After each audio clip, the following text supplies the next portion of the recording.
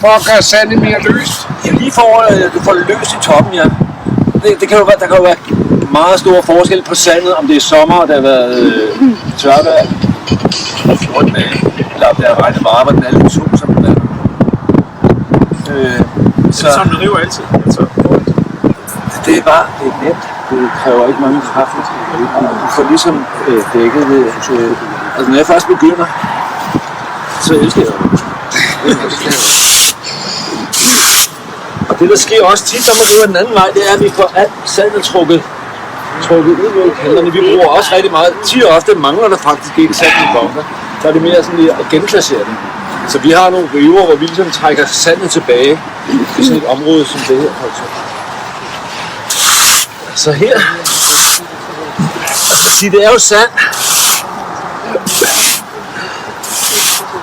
Du får lige den her toppen. Det er bare lige tænderne, der skal ned. Man skal ikke, I skal ikke tænke på, at I skal rykke sand rundt. Men det er bare